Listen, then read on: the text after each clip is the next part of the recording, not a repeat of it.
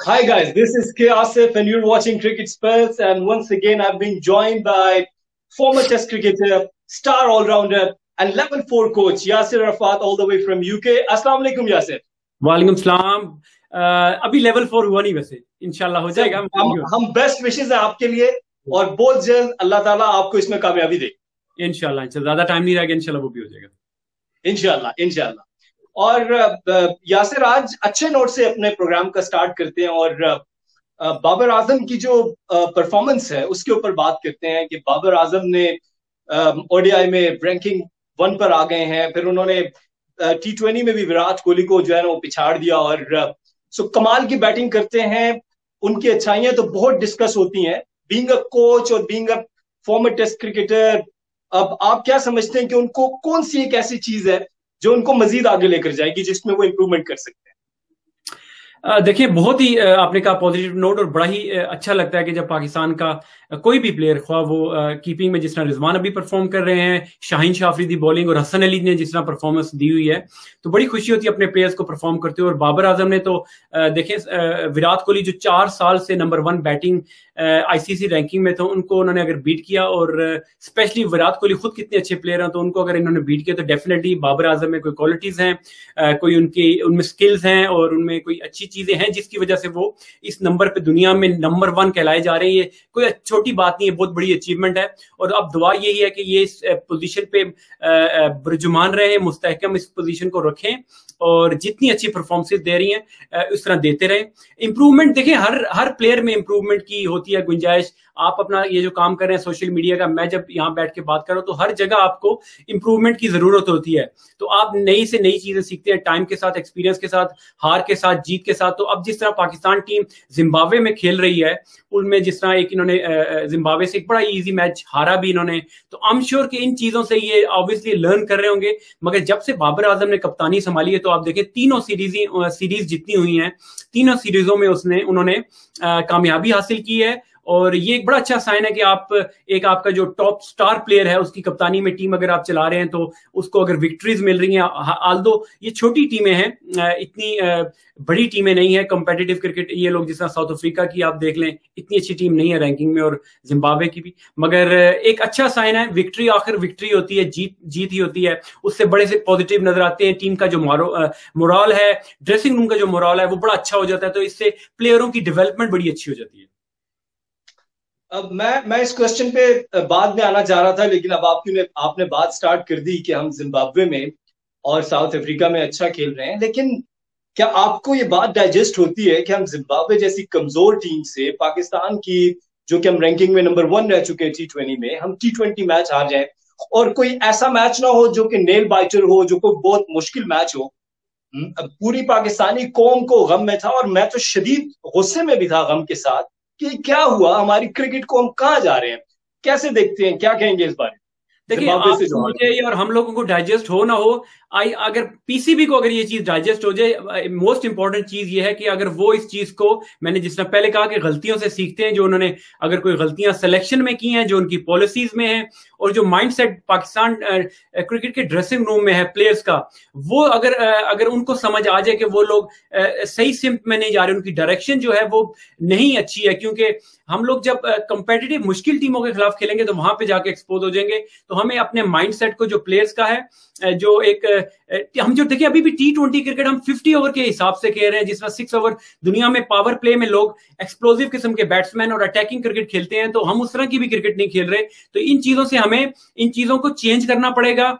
और जो हमने मेकशिफ्ट किस्म के प्लेयर्स ऊपर नीचे कर दिए हैं, यहाँ पे थोड़ी सी खामी है। फिर जो रिलेशनशिप बिटवीन प्लेयर्स और मैनेजमेंट का, ये बड़ा ही की होता है। आपने अभी देख लें, आपने रिसेंट पास में हमारे जो एक्स क्रिकेटर्स के बयान देखे, और इवन हफीज भाई के साथ भी जो ट्रीटमेंट पाकिस्तान क्रिकेट बोर्ड का था, तो जब आप अपने सीनियर प्लेयर्स का, किसी भी इवन जूनियर के साथ भी एक अच्छा रवैया प्लेयर के साथ नहीं रखेंगे, तो आप एक टीम कॉम्बिनेशन या एक अच्छा यूनिट बनाने में नाकाम हो जाएंगे।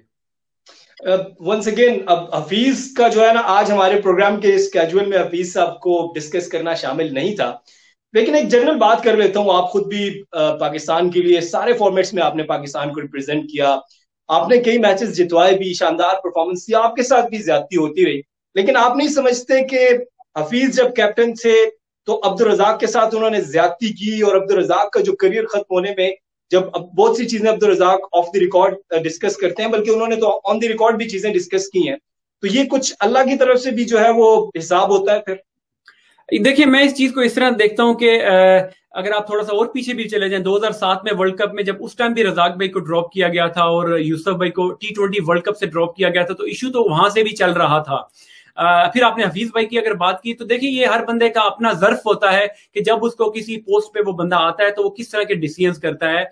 मगर अगर आप रियलिस्टिकली अगर आप देखें तो मेरे ख्याल से हफीज भाई का ये मानना था कि वो बैटिंग में तो ऑब्वियसली वो एक अच्छे फिनिशर, आप 5वें 6वें नंबर में बैटिंग तो कर सकते हैं, मगर जब उनकी बॉलिंग की बात आती थी तो थोड़ा सा उनकी पेस में थोड़ी कमी रज़ाक भाई की आ गई थी, जो एक रिक्वायरमेंट थी।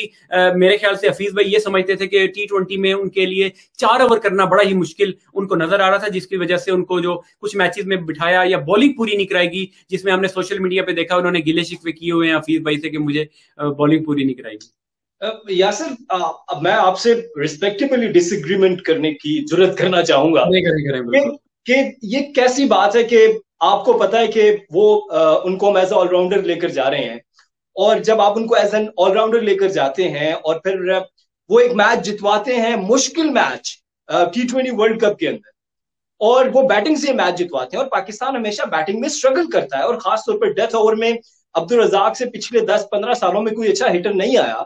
तो मुझे बताइए कि ये ज्यादती नहीं है कि आप अगले मैच में जो मैच विनर है उसको ही बाहर बिठा दें इस बात पर कि वो बॉलिंग नहीं कर सकते?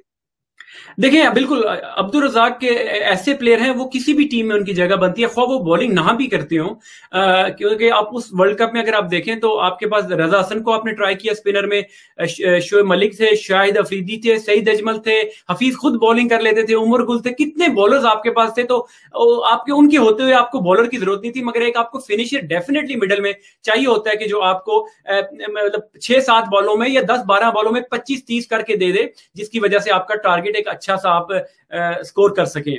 तो रज़ाक भाई की बहरहाल एज अ बैट्समैन भी जिस तरह की वो बैटिंग T20 फॉर्मेट में उनकी जगह बनती है, मगर मैंने अगेन वही कहा कि हर प्लेयर का, हर जो डिसीजन मेकर होता है उसका अपने का, हर बंदे का अपना तौर तरीका होता है टीम रन करने का, चलाने का। तो बिल्कुल आपने सही कहा कि रज़ाक भाई के जैसे क्वालिटी के प्लेयर को किसी टीम में ड्रॉप नहीं बनते थे वो।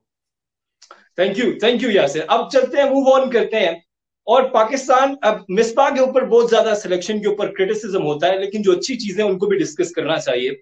रिजवान को उन्होंने पूरा टाइम दिया, रिजवान परफॉर्म नहीं कर पा रहे थे, लेकिन अब रिजवान एक पाकिस्तान की टीम का मुस्तकिल हिस्सा है तीनों फॉर्मेट्स के अंदर, और वो तीनों फॉर्मेट्स में जबरदस्त परफॉर्मेंस कर रहे हैं, तो इसका क्रेडिट फिर मिसबा को देना चाहिए।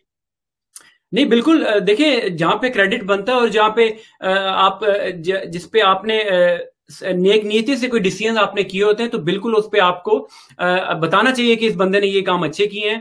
मगर ऑन दी अदर हैंड आप जब देखते हैं कि कुछ लोगों को आप फिर इग्नोर भी किया गया रिजवान को ऊपर लाने में, मेकशिफ्ट ओपनर बनाने में, तो कई प्लेयरों का, जिसमें सरफराज को टीम से निकाल दिया गया, ऑल ऑफ अ सडन उसको 3 टीमों के फॉर्मेट के कप्तान थे, उनको करते करते इवन T20 से भी जहां पे उनको माना जाता था कि वो अच्छी कप्तानी करते हैं, नंबर 1 पाकिस्तान की टीम थी।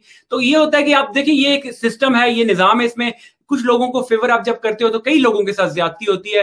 तो ये मैं अगेन कहूंगा कि ये सिस्टम निजाम है, आप सारे ही लोगों को खुश करना बहुत ही मुश्किल हो जाता है। आप ऐसी जब अपॉइंटमेंट या इस पोस्ट पे आप बैठे होते हैं, तो आपको 11 की जब टीम बनाते हैं तो डेफिनेटली इसमें कुछ जो लोग नहीं खेलते वो नाराज होते हैं। तो ये चीज तो आप सिलेक्टर हो, आप कोच हो, आप कोई भी किसी भी जगह पे हो, आप सबको खुश करना नामुमकिन सी चीज है, ये हो नहीं सकता।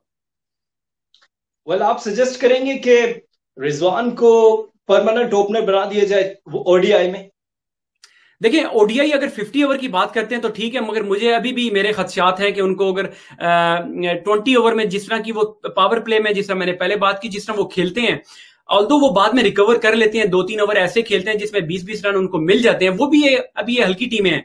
जब प्रॉपर जब टीमें होंगी, अच्छी टीमें, वर्ल्ड कप में आप जब जाएंगे और 4 या 5 बॉलर हर टीम के पास प्रॉपर बॉलर होंगे, तो वहां पे आपको कहीं पे भी वीक लिंक नहीं मिलेगा जिसको आप कहते हैं कि कैच कर लेते हैं आखिर में जाके। मगर अगर जो शुरू में रिजवान जिस तरह खेलते हैं पावर प्ले में, वो मेरे लिए कंसर्निंग है कि अगर अभी भी रन अ बॉल खेले, एक चौका अगर आप मारते हैं, बाउंड्री मारते हैं, उसके बाद अगर अगर अगली बॉल आपको बाउंड्री वाली मिलती है तो आपको अटैक करना चाहिए, बजाय कि आप सिंगल लेके दूसरे एंड पे चले जाएं, दूसरे बैट्समैन पे डाल दें। तो पावर प्ले को खेलना थोड़ा सा बेहतर करना पड़ेगा पाकिस्तान टीम को। तो रिजवान के लिए 50 ओवर के लिए तो मैं डेफिनेटली जाऊंगा कि वो जिस तरह की खेलते हैं cricket, run a ball at least वो खेलते हैं। T20 की जो रिक्वायरमेंट है वो थोड़ी सी डिफरेंट है, उसमें या तो फिर अपनी वो गेम चेंज करें 6 ओवर में, बाद में वो रिकवर कर तो जाते हैं, उनका स्ट्राइक रेट 60 बॉल्स पे अगर 80-90 कर लेते हैं, वो अच्छा लगता तो है, मगर उसका इफेक्ट जो होता है आपके मिडिल ऑर्डर पे पड़ता है, क्योंकि जब वो ऑल द वे, मैंने कभी देखा नहीं कि T20 में कोई बंदा बैट कैरी करके जाए 80 करे 90 करे, तो इस तरह का ये 3 मैचों में 2 दफा ये चीज हो गई है।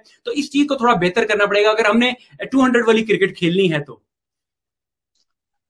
वे जिस तरह यासिर कह रहे हैं कि रिजवान जो है वो अच्छी ऑप्शन है ओडीआई के लिए, लेकिन T20 में उनको अपने स्ट्राइक रेट के ऊपर काम करना होगा, और पहले जो 6 ओवर्स हैं जिनको हम सर्कल के ओवर्स कहते हैं, पावर प्ले के ओवर्स, उसमें कुछ उनको इनोवेशंस करनी होंगी। और इनोवेशंस करने के लिए आप नहीं समझते कि एबी डिविलियर्स की जो 360 एंगलिंग होती है उससे भी सीखना चाहिए? बिल्कुल, देखें प्लेयर आप इंप्रूवमेंट ला सकते हैं अपनी शॉट्स में, अपनी नई स्किल डेवलपमेंट, इसी को कहते हैं कि आप over the period of time, सबसे इंपॉर्टेंट चीज होता है प्लेयर का कॉन्फिडेंस। और रिजवान में, बाबर में, इन लोगों में, इवन फखर ने जिस तरह साउथ अफ्रीका में खेला, उसका भी कॉन्फिडेंस बहुत अच्छा है, हाई कॉन्फिडेंस है। तो जब आपका कॉन्फिडेंस अच्छा होता है, हाई होता है, तो आप नई चीजें ट्राई करने जाते हैं और आप अपनी डेवलपमेंट बेहतर, जिस तरह 360 की आपने बात की, आप फिर उन नई शॉट्स की तरफ जाते हैं। तो रिजवान को ये अभी जरूरत है वक्त की, देखें वक्त की बल्कि जरूरत है कि एक प्लेयर आपका, सब लोग उसको सपोर्ट करें, जिस तरह की वो फॉर्म कर रहे हैं उनको सपोर्ट करें, मगर अब ये रिजवान की रिस्पॉन्सिबिलिटी बनती है कि वो अपनी गेम को एक लेवल और ऊपर लेके जाएं, नई शॉट्स लेके आए, जिसका फायदा पाकिस्तान टीम को होगा। और ऑब्वियसली जो क्रिटिक्स अभी भी उनको, जिस तरह मैं भी अगर कह रहा हूं 6 ओवर वो अच्छा नहीं खेलते, तो वो हमें गलत साबित कर सकते हैं अपनी बेहतरीन इंप्रूवमेंट, बेहतर शॉट्स डेवलप करके। बिल्कुल, आप ठीक कह रहे हैं। और अब थोड़ी सी बात करते हैं फास्ट बॉलिंग डिपार्टमेंट के ऊपर, और एक ऐसे फास्ट बॉलर जो एक लंबे अरसे से डोमेस्टिक के अंदर परफॉर्म कर रहे हैं, और बड़ा अच्छा उनका रिकॉर्ड है हमारा, और उनको साथ भी लेकर गए हैं टीम में, ताबिश। उनको पहले टेस्ट में मैच नहीं दिया। इस माइंडसेट को आप डिफेंसिव माइंडसेट कहते हैं, स्ट्रेटजी कहते हैं? मुझे तो समझ नहीं आ रही, थोड़ा सा समझाइएगा। देखिए, इस टूर से पहले ही जब ये टूर फाइनलाइज हुआ था या किया गया था, तो ये पाकिस्तान क्रिकेट बोर्ड को पॉलिसी उस टाइम बना लेनी चाहिए थी कि हम लोग यहाँ पे अपनी बी स्ट्रेंथ या शाहीन की जिस तरह टीम होती है आप भिजवा दें, या तो फिर देखिए आप या तो वन साइडेड आप कहें कि जी हमने डेवलपमेंट प्लेयर्स की करनी है, नई अपना पूल ऑफ प्लेयर जो है बढ़ाना है, तो उसमें आप अपनी एक टूर्स वैसे ही नहीं हो रहे, तो आप अपने जो डोमेस्टिक के परफॉर्मर है, कुछ जो है आपके प्लेयर जो स्ट्रगल कर रहे हैं, आप बिल्कुल भी चेंज नहीं कर सकते, बिल्कुल आप नई टीम नहीं खिला सकते। कुछ प्लेयर है जिनको फॉर्म की जरूरत, जैसे आबिद अली हो गए, इमरान भट्ट को आप, क्योंकि ये लोग भी देखें नए हैं, आप इमरान भट्ट को आप ड्रॉप नहीं कर सकते कि 4 इनिंग्स वो खेले, ये भी नए कंसिडर होते हैं, नुमान अली भी नए कंसिडर होते हैं, आप उनको भी ड्रॉप नहीं कर सकते। तो जिसमें शाहीन अफरीदी हो गए या हसन अली की परफॉर्मेंस बहुत अच्छी जा रही है, उनकी जगह अगर आप ऐड कर सकते थे ताबिश को, और जिस तरह सऊद शकील को भी आप ट्राई मिडल में कर सकते थे, तो मगर देखिए फिर उन्होंने पॉलिसी उस तरह बनाई नहीं। वही बात है, डरने हारने से डरते हैं, जिसकी वजह से अगेन इंटरनेशनल क्रिकेट है तो end of the day international cricket ही है कि जब आप हारते हैं फिर आपकी रैंकिंग की बात होती है, फिर आप पे प्रेशर बोर्ड पे पड़ता है। तो मेरा नहीं ख्याल वो रिस्क लेना चाहते थे। देखिए, इससे बेहतर चांस ताबिश के लिए हो नहीं सकता। ये जो अगला मैच जो 7 तारीख को सेकंड टेस्ट मैच आने वाला है, अगर अभी ताबिश को चांस ना मिला, क्योंकि उनकी जो पीक है, फ्रैंकली स्पीकिंग जो उनकी पीक है वो ऑलरेडी गुजर चुकी है, वो काफी अब लेट हो चुके हैं। अब यही है कि उनको एक पाकिस्तान का कलर जो होता है वो जिंदगी भर, सारी उम्र आपको याद रहता है। आप 17-18 साल फर्स्ट क्लास खेले, आपने 600 के करीब विकेटें ली हुई हैं आपने, तो अगर आपको इस पे भी मौका नहीं मिलेगा तो मुझे आगे नजर कोई नहीं आ रहा कि आगे मुझे टेस्ट सीरीज कोई ऐसी हल्की नजर नहीं आ रही जहां पे दोबारा इनको ट्राई किया जाएगा। तो ये बेस्ट है कि 7 तारीख वाला जो टेस्ट शुरू हो रहा है, यहाँ पे रिस्क वाली बात ऐसी नहीं है। ताबिश कोई सिफारिशी या कोई इस तरह का बॉलर नहीं है आप कहेंगे जी इसके खेलने से पाकिस्तान टीम मैच हार जाएगी, ये ऐसी बात बिल्कुल भी नहीं है। उसने प्रूवन वो परफॉर्मर है, तो बल्कि जिस तरह की अपोजिशन है और पिचेस जिस तरह की बन रहे हैं, ताबिश लंबे स्पेल करता है, रिवर्स स्विंग वो कर सकता है, तो इसमें कोई बईद भी नहीं है, कोई बुराई भी नहीं है कि उनको ट्राई किया जाए वहां पे। यासिर, आप क्या कहेंगे कि ताबिश को बार बार निग्लेक्ट करके और उनको चांस ना, यानी डोमेस्टिक में परफॉर्म भी किया फिर भी चांस नहीं मिला, तो इस सारे जो सिचुएशन है इसका जिम्मेदार आप किसको समझते हैं, अगर आप स्ट्रेट फॉरवर्ड कहें? देखिए, इसमें दो राय है ही कोई नहीं कि मैनेजमेंट जो भी रही है, जो रिजीम्स पाकिस्तान क्रिकेट बोर्ड की सिलेक्शन कमेटी की कप्तान जो भी हैं, आप सब उन पे ही ये आप ब्लेम कर सकते हैं। अदरवाइज ताबिश का तो कोई कसूर नहीं है, क्योंकि हर साल वो परफॉर्म तो करता रहे, अपनी फिटनेस दिखाता रहे। रिस्पॉन्सिबिलिटी ये एक एग्जांपल नहीं है, आपके पास फवाद की एग्जांपल है कि 10-11 साल जो उसके भी जाया हुए। तो ये दो प्लेयर हैं। इसके अलावा इस्मान सलाउद्दीन है, जिसकी हम हमेशा बात करते हैं, वो प्लेयर हैं। पीछे पास में चले जाएं, आसिफ जाकिर बड़े अच्छे प्लेयर थे हमारे। साद अली ने 3-4 साल अच्छा परफॉर्म किया, टीम के साथ टूर किया, उसको ड्रॉप कर दिया।